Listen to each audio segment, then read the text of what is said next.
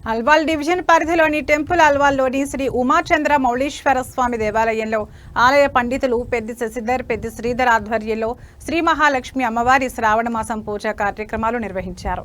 July 25వ తారీఖు నుండి August 23వ తారీఖు వరకు జరుగుతున్న సందర్భంగా లక్ష కుంకుమార్చన జరిగిన సందర్భంగా ఆగస్టు 21 గురువారం రోజున కుంకుమ వితరణ కార్యక్రమం ఉంటుందని ఈ సందర్భంగా ఆలయ పండితులు పెద్ది శశిధర్ మాట్లాడుతూ కార్యక్రమం వివరాలు తెలియజేశారు.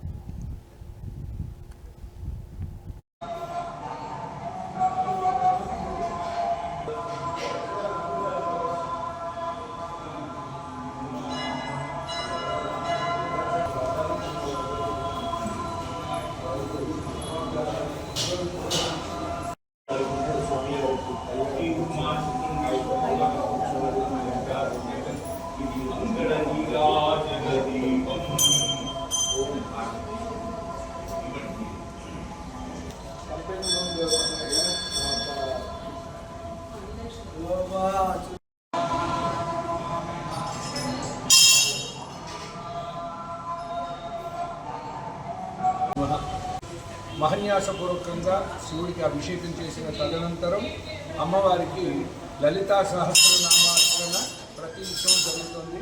అందులో భాగంగా ఒకరోజు మంగళవారం నాడు శుద్ధ ఏకాదశి రోజున జరిగినటువంటి తారీఖు 5వ తారీఖు నాడు అమ్మవారికి లక్ష కుంకుమార్చన అని చెప్పేసి సంకల్పం చేస్తే సుమారుగా 2 లక్షలకు పైచిలుకుగా అమ్మవారికి కుంకుమార్చన కార్యక్రమం అత్యంత వైభవపేతంగా జరిగింది.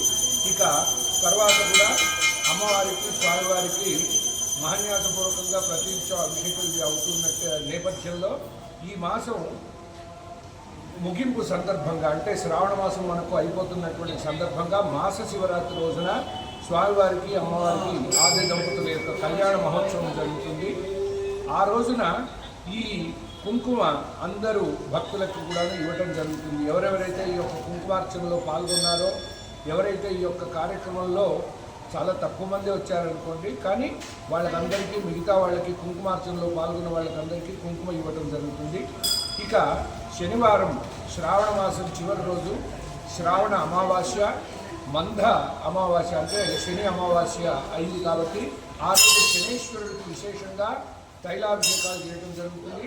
అంతేకాకుండా పరమేశ్వరుడికి లోపల సుగంధ ద్రవ్యాలతో అష్టోత్తర శత కలశాభిషేకం నిశ్చయం జరిగింది.